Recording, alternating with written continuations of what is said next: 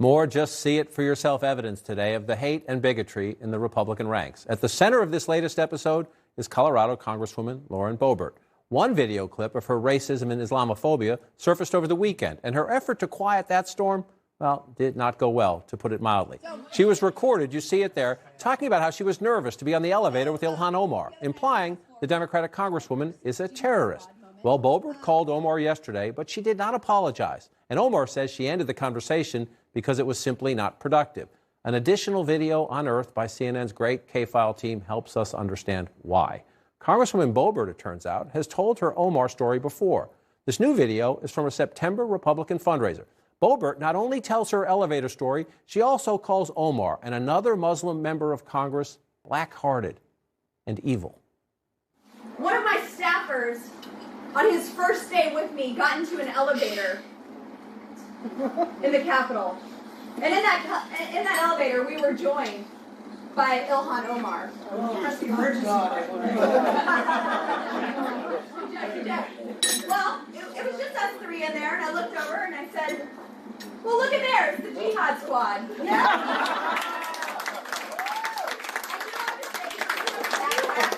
Dropping and running, so we're good. Let's bring in Andrew Kaczynski. He's the leader of CNN's K-File, broke this story.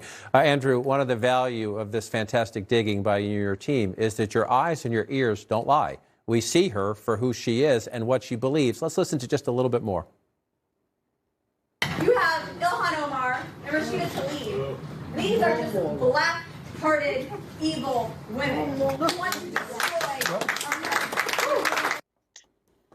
Tell us more about what you found. You just hear they're black-hearted, evil women. I guess right. Because they're Muslim. Yeah, and you spoke about this in your intro. This is the second time in which she has made these comments. This story where she jokes that Ilhan Omar, who is Muslim, is a terrorist, basically. She notably tells, it's basically the same story that she told in the events that went viral last week. She claims Omar didn't have a backpack, so she felt safe, implying that any Muslim person with a backpack is a terrorist. Omar's people have basically said this story is a fabrication. They weren't on an elevator together. I messaged with Omar, who said that Boebert is unhinged, and notably, the story is actually a little different from last time. There's no Capitol Hill police officer confusing her for a terrorist or something.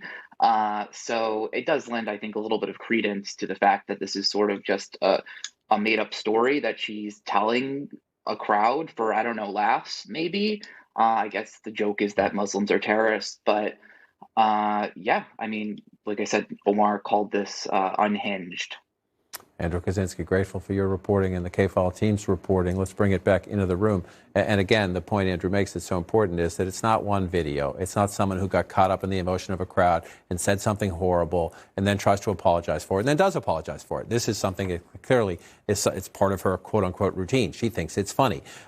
This is from Congressman Omar after the conversation yesterday. Today, I graciously accepted a call from Representative Lauren Boebert in the hope of receiving a direct apology for falsely claiming she met me in an elevator, suggesting I was a terrorist, and for a history of anti-Muslim hate. Instead of apologizing for her Islamophobic comments and fabricated lies, Representative Boebert refused to publicly acknowledge her hurtful and dangerous comments. Melanie Zanona is joining our conversation.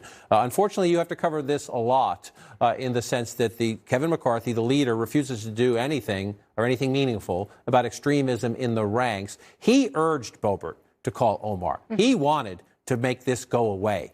It is not. Right. We saw her true colors in the social media video she put out yesterday where she doubled down on her remarks. Clearly, she's not sorry. But you do see Kevin McCarthy try to put out these little fires behind the scene. He obviously urged a meeting between Ilhan Omar and Lauren Boebert. He's also had a call recently with Marjorie Taylor Greene. He's tried to urge these conservatives not to attack some of the fellow moderates in the party. But that strategy has its limits. And what you hear from some moderates in the party right now is, yes, we understand that McCarthy's in a tough position politically, but there's a difference between politics and doing what's right. And doing what's right would be calling out this type of rhetoric and saying it has no place in the party. Exactly right. Looking straight into a camera and saying, unless they stop, unless they apologize, they will not be welcome. They will not have committee assignments. We will not raise money for them. We will not support them. And we don't care if we get the majority or not, because principle is more important than power, which is the case made not just by reporters, not just by me, who gets a little animated about this stuff, but by one of McCarthy's fellow Republicans. Listen. When you're in a position of leadership, you have to stand up. You have to deal with it. I appreciate the fact that Kevin called our colleague directly, discussed the matter with her. But at some point in time, you also have to stand up and just call it out for what it is. This type of rhetoric cannot be condoned. It cannot be upheld. The question is, will Leader McCarthy ever listen to people like that? Who you're going to go into the campaign next year and say, make us the majority. Give us power to write the budget. Give us the power to have a lot of control. Give us the power, Republicans will say, to rein in Joe Biden. And oh, by the way, we welcome racism and extremism in our ranks. That's the message today. Yeah, he's likely not going to change. You know, earlier this year when Marjorie Taylor Greene had made her own statements, he and Scalise would put out statements at least saying, you know, we condone this kind of behavior, this violent rhetoric. You don't see that anymore. You see them much more defensive of their own membership and kind of just letting this play out. You try and ask them, what do you think about this? Are you going to do anything? And they just double down and say, well, why don't Democrats punish some of their own? Never usually mentioning Omar's name, but very much suggesting that she herself has made. And